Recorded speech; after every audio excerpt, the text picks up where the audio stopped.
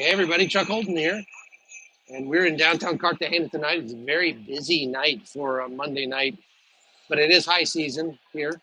Lots and lots of tourists, and some of that probably has to do with the fact that they did a big push to sort of clean up the downtown area in Cartagena. It was really becoming known for a tremendous amount of drugs and prostitution and even child sex trafficking and things like that. So, this is the Church of San Pedro San Claver. It was built in like 1580 to, it took like 70 years to build this church right here. And Western. So they're having a service in there right now. So we're going to go in and take a quick look. Come on, see me. So they're having a mass right now. Uh, the saint that this church was named after is known for advocating for the rights of the slaves that were here back in the 17th century. Now, let me just show you what's here. They just finished uh, the mass, the church service.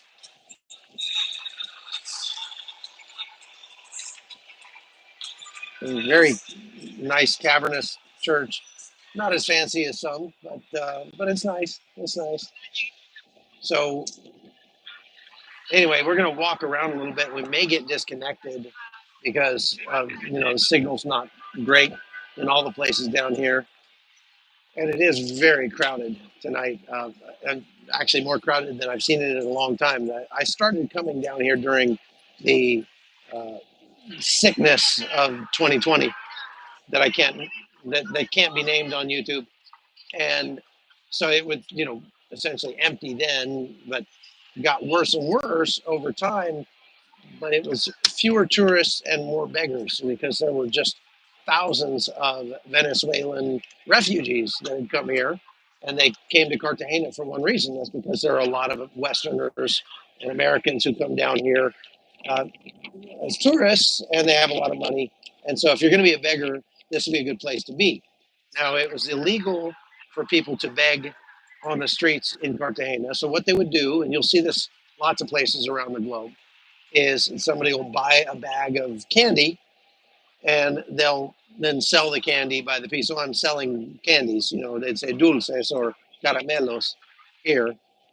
Um, I mean, if I want a piece of candy, I can go buy a piece of candy at the gas station or the grocery store, and I'm probably not going to buy it from some skeezy refugee that's living on the street because you never know what's going to be in it. But it's a good way to get people to feel sorry and for good reason. I mean, like I say, they're trying to survive, so they would get donations that way, and sometimes they would get people to ask them for favors of different sorts, and they would make probably not be uh, averse at times to falling prey to that kind of work, let's say. Trying to be gentle about how I say this and not necessarily say, look, I'm not going to judge anybody for trying to survive. And these people came from Venezuela to Colombia because they literally could not survive in Venezuela, right? I mean, they just couldn't, and the crime was so horrific, and so they left looking for a better life. Now, when they got to Colombia, Colombia took a lot of steps to allow them to stay here, to work, to get a job, gave them essentially like temporary protected status. Uh, so we'll go over here. They have these horse rides through downtown, and I prefer this one over here. That's my favorite, right there, the BMW. Anyway, excuse me.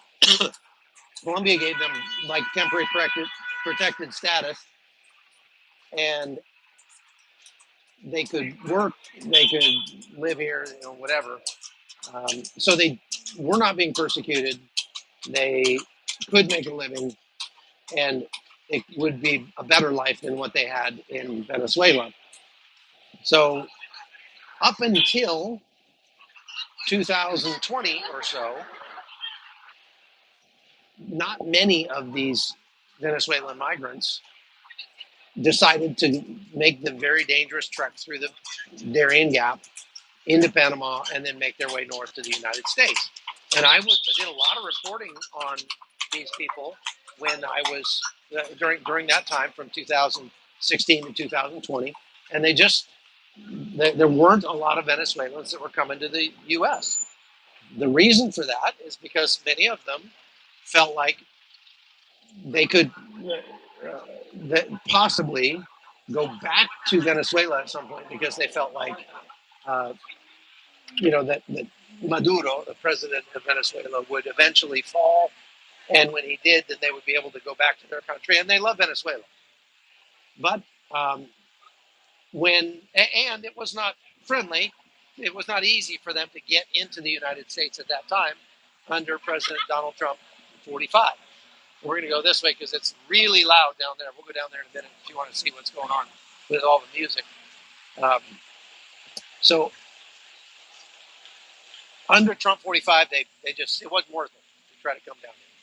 So they, in 2020, when Joe Biden opened the floodgates on the U.S. southern border, then the Venezuelans decided, I'm going to get while the getting's good. It's time to go to the United States and get a better income, a better life for me and my family. And so then they became, instead of asylum seekers looking for a better life, they became economic migrants. And literally every Venezuelan that came to the United States would be technically classified as an economic migrant. They did not qualify for asylum because they left this country, which gave them asylum, and then went to the United States. Now, obviously, they can make more money in the U.S. than they can in Colombia, but that's not the point. The point is not can you make more money. The point is, can you survive, and are you being persecuted? And they are not being persecuted here. And yes, they could make more money, a lot more than they could in Venezuela.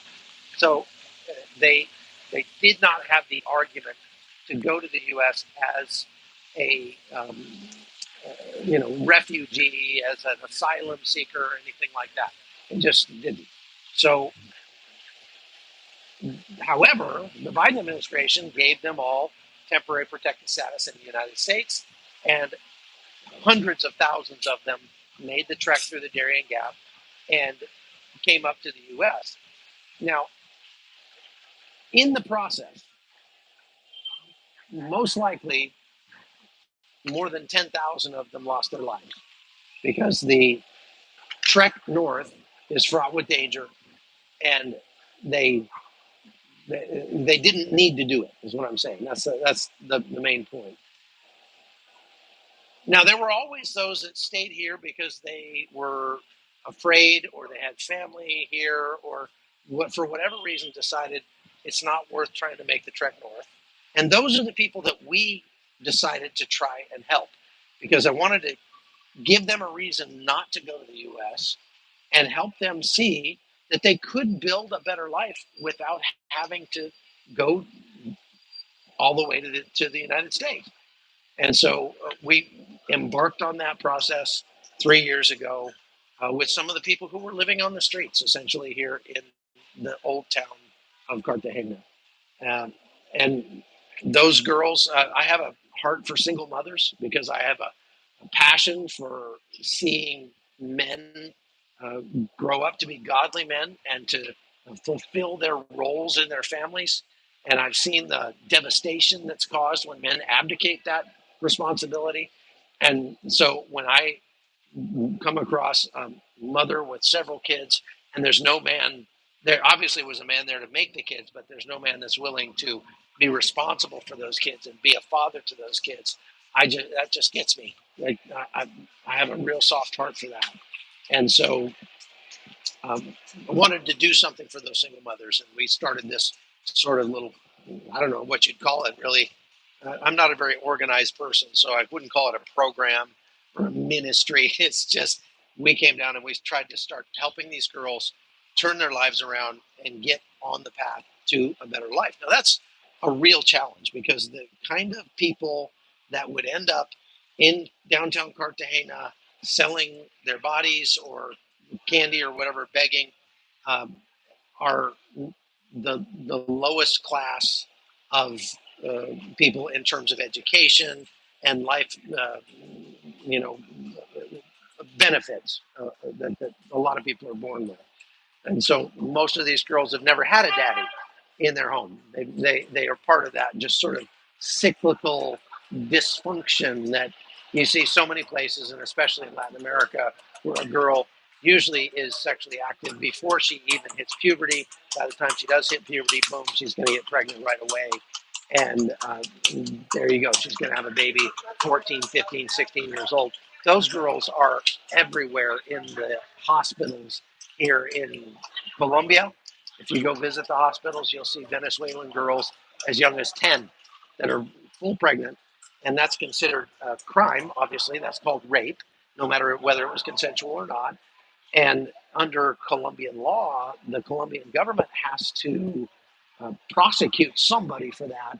And so it gets really complicated for these girls when they go to the hospital in Colombia to have their baby and they're underage, because the government then needs to arrest somebody, whether it's the mother and the father who allowed them to go out where they got pregnant, or if they can find the man. Usually he's off in Venezuela or whatever. But I mean, it's a really bad and complicated situation for these girls. And this, again, this cyclical dysfunction just continues over and over. It self perpetuates. And we've seen so much of that today. So we went today and met with a group of these girls, and I mentioned this on the live that I did in the car a little while ago, and kind of saw where they're at, tried to ascertain what we can do to help them take the next step, give them a little coaching, let them know our expectations that, look, we're here to give you a fishing pole, not to just hand you fish every day, and to teach you to make some changes to your life that will allow you to provide for yourself and your family. And the girl that we've been working with is actually doing that with the cart that we bought her. And she's actually providing for about 15 people with about $30 a day is what she can make. And she's only able to work 3 days a week. And she has to give them a good chunk of that money to the police to buy off the police so that they won't take her cart away, because she is supposed to have a permit, even in her little slum neighborhood, to sell hot dogs and stuff. So we're like, well, why don't you have a permit? And she's like, well, I have to go downtown and fill out some paperwork. And we're like, okay, we can help you do that. So tomorrow we're going to get you down there. We're going to help you fill out the paperwork and get your permit so that you can sell legally, and we'll double your income just like that. And then we don't have to send you money. We can help you learn how to make money.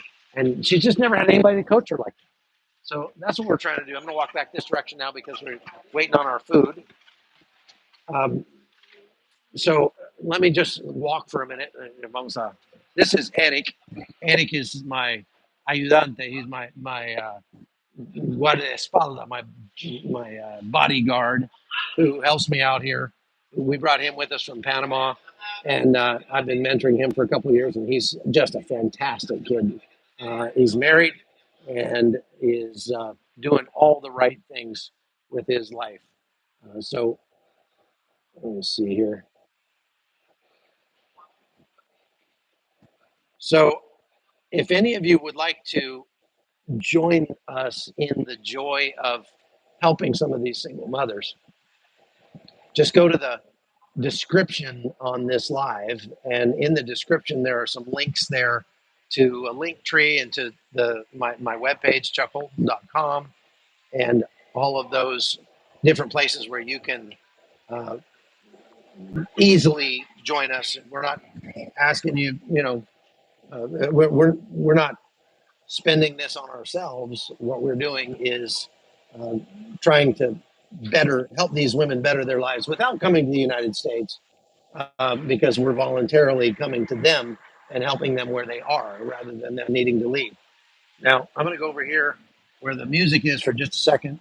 and let you hear that. So I'm going to put my um, headphones down for a second so that the microphone will work a little bit better.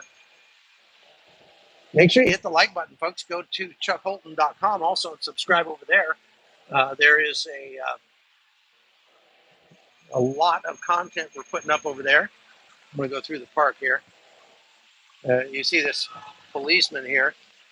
There are a lot of cops down here now, and they have really cleaned out the Venezuelan beggars, the migrants that were all down here.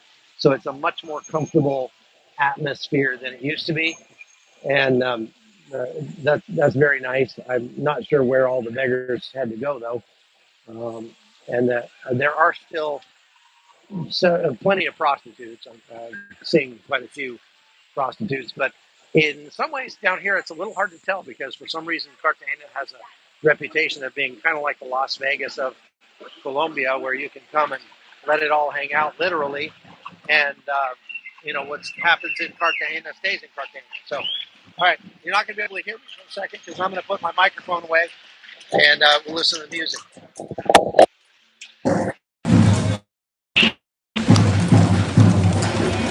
These guys are dancing down here.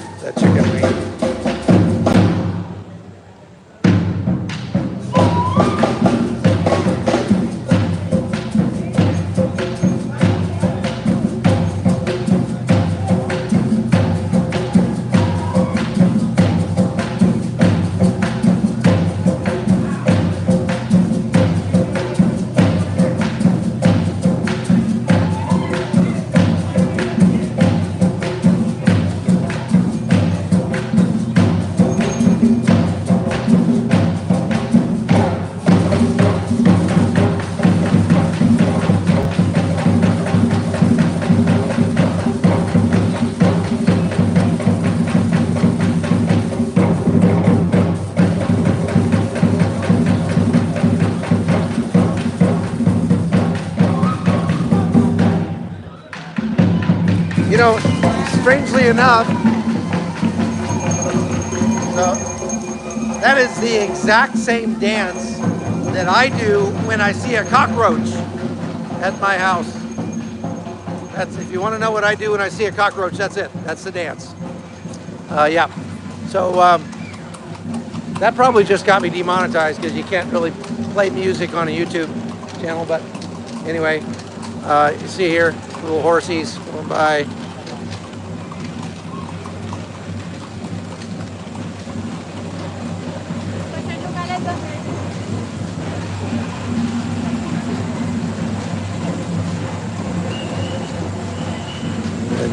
Dije que ese baila es igual que el baile que yo hago cuando yo veo una cucaracha.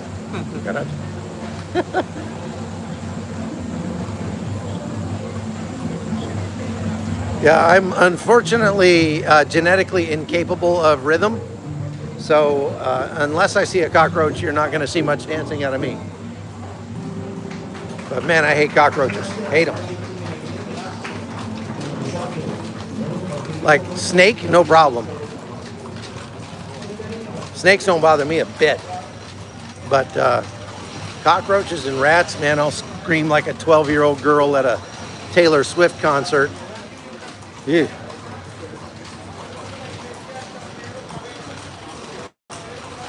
So we're heading back towards the church now. We ordered food a little while ago, so I want to get back before the food gets cold. I just ordered a salad, so I guess it doesn't really matter. So anyway, it's a nice night out here. It's still probably about 82 degrees, something like that.